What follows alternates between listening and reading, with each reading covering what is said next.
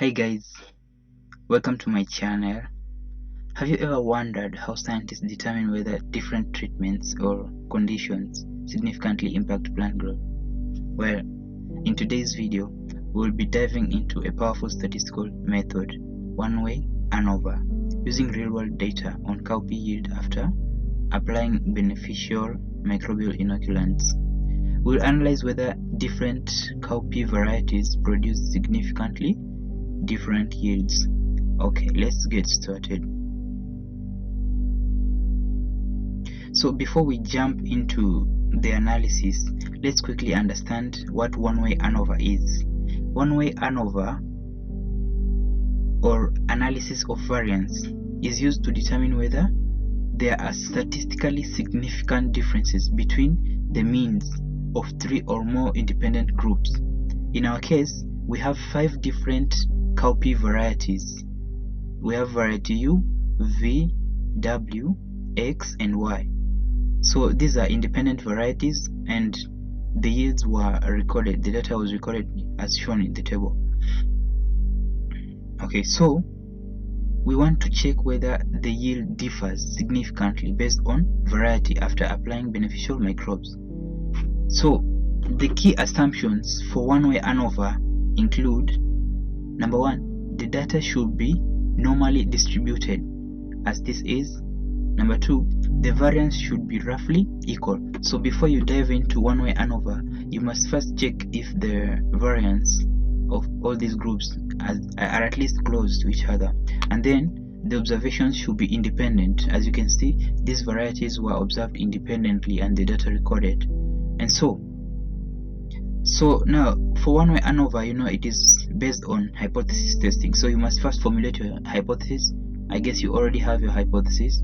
And so here, the null hypothesis is that there is no significant difference in cowpea yield across the different varieties, whereas the alternative hypothesis is that at least one variety produces a significant different yield compared to the others, and so the threshold we're going to analyze based on p-value less than 0.05, and I'm going to use IBM SPSS version 27. So guys, let's get started. So first of all, I'm going to open IBM. Okay, this is my IBM, and the first time you open your IBM, this is what you will see.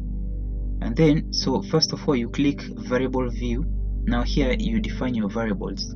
So we have 2 main variables here, and as you can see, variable number 1 is varieties. So I write here varieties.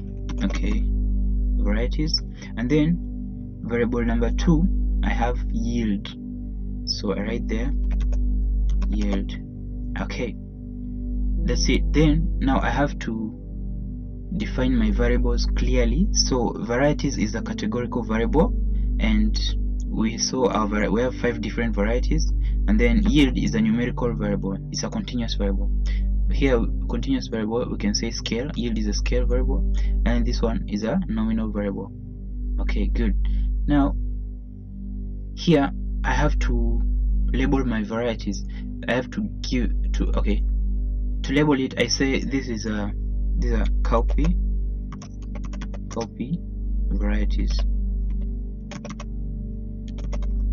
Then yield in kgs. Yeah, cowpea yield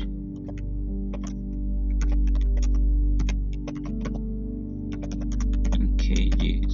Okay, good. Then since varieties is a nominal variable and it's categorical, I have to make it numerical.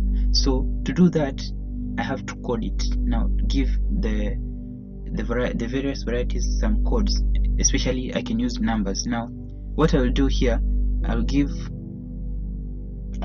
number 1 U, I add. Number 2, I give variety V, I add. Number 3, I give variety W. Number 4, I give variety X. Number 5, I give variety y. Okay, good, that is done.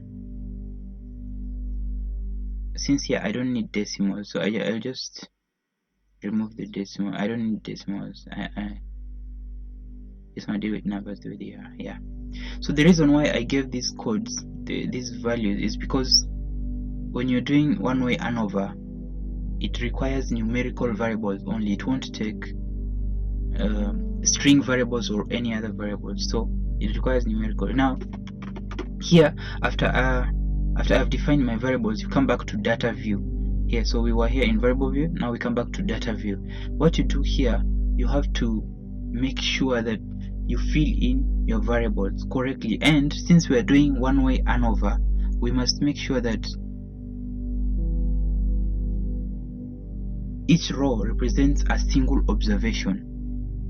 That is very important to note. So what I'm going to do here, I have 5 variables and each row must represent a single observation. That means for each plant it's going to be a single observation. So for example, variable 1, I gave it to you, so it will be 1, then the next 1, 1 up to 11, because there are 11 observations. You can see here I have 11 observations for you. Then what I do, I come here, I copy this data that is for you, I come and paste it here. As you can see, now the next one is 2. 2 was V, so next one will be 2 up to 22.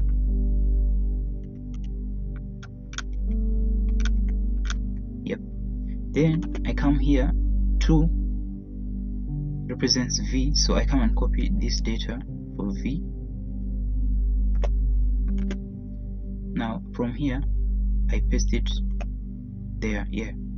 Then next is 3, which represents W, so 3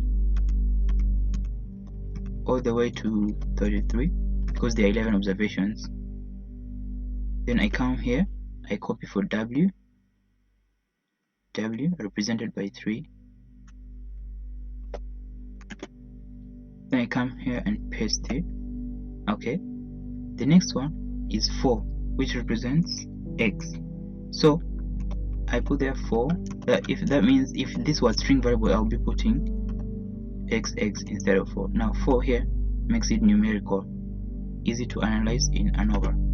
So I come here and copy this data.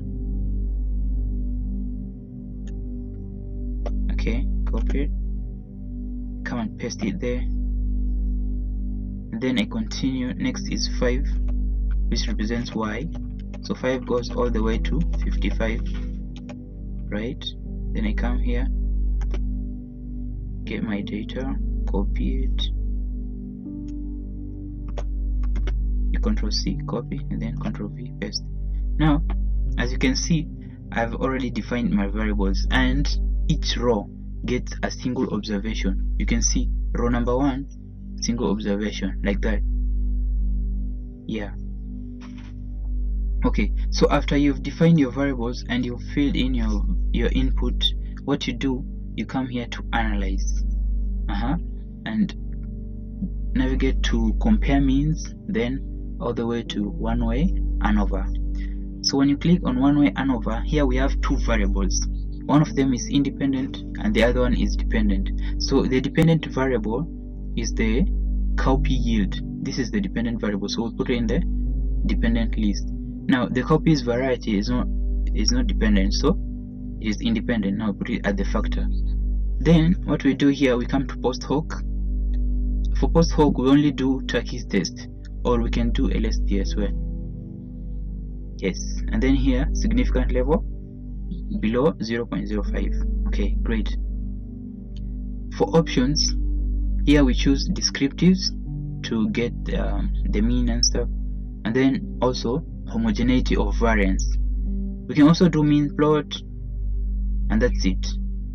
Click continue, and then you can choose also estimate size effect for overall test, and then that's it, you're done. You click OK, and there you go.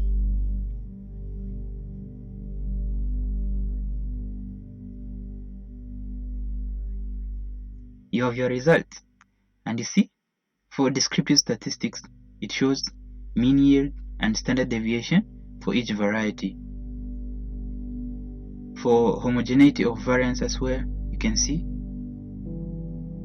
it shows the uniformity, the homogeneity. Now this is the most important table, ANOVA table. For ANOVA table, we normally focus on the F statistic and the p-value. So our threshold here, I told you, let me show you our threshold here.